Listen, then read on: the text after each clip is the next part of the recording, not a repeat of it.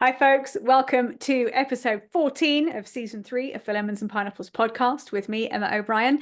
Today, I'm going to talk to you about how to build resilience.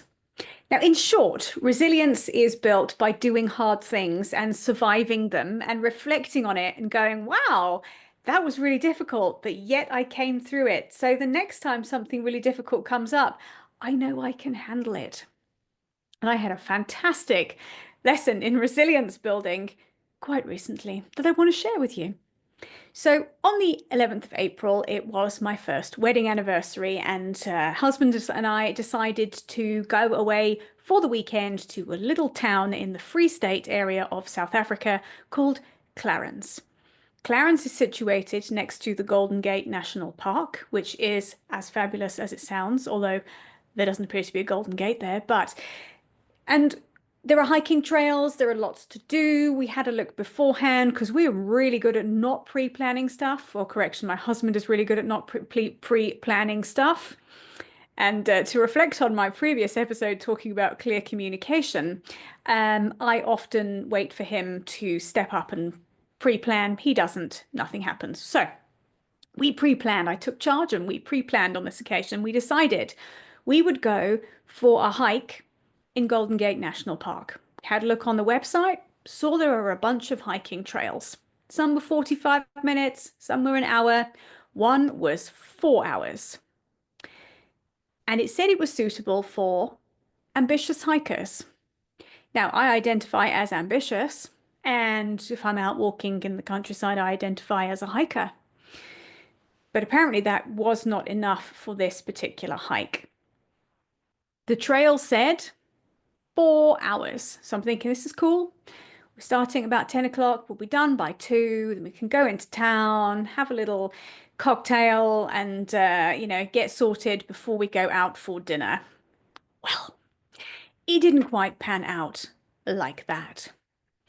Off we went on the hike and it started off okay, a little bit hilly, not so bad. Now, my hiking attire is always inspired by Adina Monsoon from Absolutely Fabulous. So I was wearing a floppy sun hat that doesn't have a chin strap and a regular pair of trainers because I figured, how ambitious can this hike be? We started off strong. The point at which there was a literal vertical scramble up a rock face that was littered with baboon poo, and we could hear baboons barking, and we had to pull ourselves up with a chain that was at the side. It should have been the first warning sign that this was not going to be an easy hike, and perhaps I had drastically overestimated my ability to navigate the wilderness. But I'm tenacious, so I figured, hey, this is quite fun. We caught up with some other people, and then we got to the top of this particular hill and we were faced with a troop of baboons. We'd heard them, we'd seen the evidence they were there, and then we saw the baboons. And the baboons were in the general direction that the map is basic that they give you at reception for this place. It's not a contoured map. If it had been a contoured map, it would have been a hard no. I'd have done the 45-minute hike off the bat. But you know what? Never mind. So off we go, and then we decide there must be another route that doesn't involve walking through this troop of baboons, because I'm sort of seeing my life flash a little bit before my eyes here, and I'm thinking, you know what? I don't really want to get savaged by a baboon. They weren't causing any trouble, but they were looking at us, and baboons have got big teeth. I'm not going to mess with a baboon. So we tried to go an alternate route. The signage was a bit confusing and that started to get me a bit frustrated, especially when you're on top of a hill. There's a troop of baboons and I'm not going back down the sheer rock face again. So I have to go in one direction. We faffed around. We decided that the only way to go was through the troop of baboons. That is the point at which I first felt the need to burst into tears and the feeling of terror started to erupt within me. But I pulled myself towards myself and we kept walking. We were quiet. We didn't make eye contact. And I'm trying my best to emanate calm energy. Calm energy. Don't make eye contact with the baboons. That then at which point we're sort of moving around behind us. And I'm thinking, Jesus Christ, we are now surrounded. Off we went. They watched us all the way past, and I was getting ready to decide which particular snacks I was going to chuck them out of the backpack my husband was carrying if we needed to distract them. Anyway, they were fine. We were all fine. Off we went on the rest of the hike. Then we got to a point where the little white footprints, which were the only things directing you on the trail, veered in two different directions. The two people we were with said, we are going this way because we're not doing that big long hike. And my husband says to me, are you sure? You sure you want to do the 4 hour hike on the map? So I look at him and I say, how bad can it possibly be? I know I'm very tenacious. I'm quite determined. And I said to him, you know what? I don't quit. So we are going on this long hike. So he went, okay, your choice. Let's go. The other people, off they went. We're about 20 minutes off on this hike, and we meet somebody coming the other way who says to us, well, you know what, folks? You've got a really long way to go still. I'm thinking we've been hiking for an hour and a half. We should be almost at the halfway point here. Turns out we weren't. And the terrain got steeper and it got worse. And I'm fine, just under 5 foot tall. So I'm 1.5 meters tall. These legs are quite small. I'm built like a mountain goat. So going up things is fine. But then we started to have to kind of descend down the back of some peaks.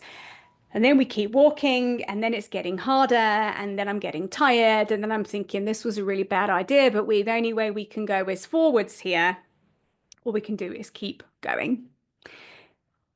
We're at quite a high elevation at this point. So this hike in total took us up a 730-meter height elevation. And at the top of the peak, which we eventually got to, and I actually was very tempted to throw myself off the side of, we were 2,350 meters off the ground. So I think also there was, we've got a bit of altitude in there, which makes you feel a bit worse as well. We come round a corner and I'm thinking we really nearly have to be there now. And I'm faced with a really steep hill. And I'm thinking, actually, I cannot do this. What the hell? When is this going to end? And off we keep plodding because we just got to keep going, by which time the wind has started to blow quite heavily. So I'm having to hold on to my Adina Monsoon sun hat, which kept blowing off and blowing backwards. And I'm also walking with my Shaman walking stick that I thought would be fun to take with me.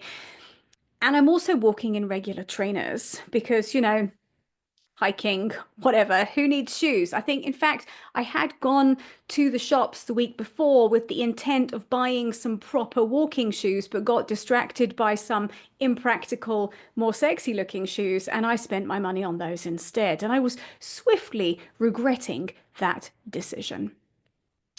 We'd met up with some other people on the way who were sort of quite amused by the fact I was starting to get cross and frustrated. But I said they stopped to have a gap, have a break, and husband and I plodded on. And he says to me, don't worry, we just got to get up this hill. That's going to be the worst, and we're going to be on the top of the ridge, and we're going to walk over that, and then we're going to start walking down again. It's going to be fine. It's going to be fine. We get to the top of this hill, and we walk a little bit more. And do you know what was behind it? Another goddamn hill. And those goddamn hills kept coming. We kept getting higher and higher and further and further. And I got to the point where I was thinking, do you know what I wish? I wish a puff adder would come out and bite me so I could just die here and not have to walk all the way back down. Because I'm thinking, I'm having flashbacks from Kilimanjaro. I mean, I've climbed Kilimanjaro, so I'm thinking when I thought about the 4 hour hike, I've climbed Kilimanjaro. How bad can a 4 hour hike be? Really bad. Really bad. Okay? Don't overestimate your hiking skills if you're not a hiker.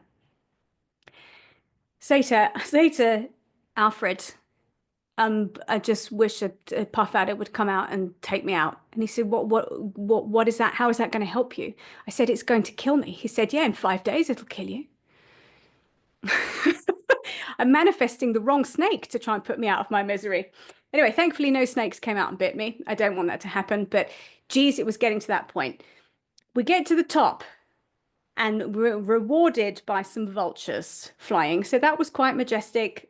We managed to carry my binoculars up there with me. I'm holding on to the sun hat and I'm looking at vultures. Wonderful, beautiful, fabulous. Then we start the descent. Emma is in normal trainers that are laced up like a normal person would wear trainers walking around the shopping mall. And my feet are sliding into the front of these shoes. So my ankles are hurting, my everything is hurting. My toenails are now starting to hurt every time they hit the front of the shoe. It's at this point that I cracked and started to cry. And the husband turns around, looks at me, and he says, "Do you know what? I thought we'd have reached this point way sooner. So you are doing way better than I thought you were going to do. I thought you were going to be crying half an hour in. You've made it 3 hours in. Well done." And then he did my shoes up for me properly, so my feet weren't sliding around in them. And it was a steep descent all the way down. And I'm getting tired and I'm crying and I'm holding on to the sun hat. And then I slip and I fall and I land literally in a pile of shit. You couldn't make this up. I mean, it's funny, but it's funny.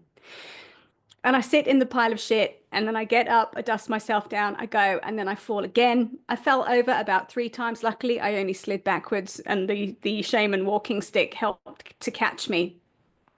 And off we go. And by the time the road is in sight, I am wiping the tears from my face as I am crying and whining like a 5-year-old about this walk. And by the time we got to the road, 6.5 hours after we started the hike, I could barely walk back to the car. And I learned a valuable lesson here. Don't overestimate your hiking skills unless you're fit and you hike regularly, because actually trying to check the elevation, check the distance, it's an 11-kilometer hike that took 6.5 hours. Granted, with me trailing around like a crying 5-year-old, a little bit of a challenge. I share this story with you, hopefully to lighten your day a little bit, because it was quite funny. In that sometimes the only way out of a difficult situation is through it. There was nothing to do other than keep walking. I had to keep walking slowly. I had to keep walking carefully. I didn't want to keep walking, but there was no option. There was no option other than throw myself off the side or try and find a more suitable venomous snake to bite me that would take me out immediately.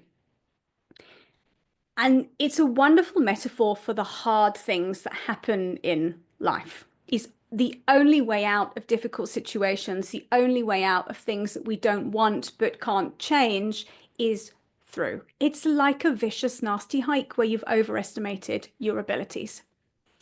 But what happens at the end of something like that is you end up reflecting back and saying, I did it and I survived. So I also learned some lessons. So there is resilience all on its own. I did it and I survived it. I got through it. It was really hard. There were multiple points where I thought, I'm not going to get through this at all. There were multiple points where I thought, I actually can't get down off here. It's too steep. It's too rocky. I'm going to slip and snap an ankle. All of those things happening. None of them did. I got out and I survived, lived to tell the tale. And amazingly, I was expecting to not actually be able to move the next day. I was fine. So resilience is built by doing difficult things. And the more you do things like that, the more you can reflect on it and go, God, I did that hike that should have taken 4 hours and it took 6.5 hours, but I did it and I finished it and I managed it. What will I do differently next time? Not go for the hardest hike because I think I'm super tenacious. I am super tenacious, but you don't need to actively seek out the hardest thing without prepping for it. I'm going to get some proper shoes and I'm going to get a hat with a string on it. Maybe not a floppy sun hat. I'm not Adina Monsoon, sadly, because she would have helivacked herself off the side of there. And I'm going to reflect on what lessons can I learn. Prep better. We took a litre of water with us for a 6.5 hour hike. Thank goodness it wasn't too hot, but it was very windy. Um, better prep, better prep. There were lots of things I could have done to make that much better, like not do it. But sometimes we don't have a choice about the difficult things we have to do that we can't not do. And this is how we build resilience, by doing things that are difficult, by doing things that are challenging, and by moving through them.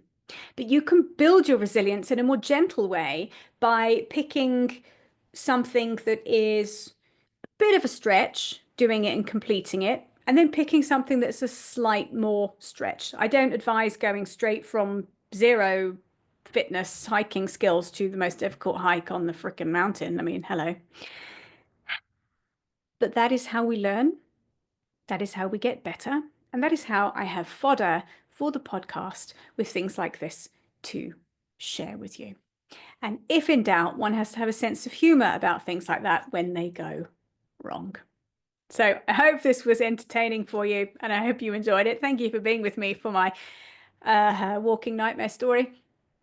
And luckily the walk didn't end in divorce, which could also have been a possibility. So until next time, folks, I will see you again. Bye for now.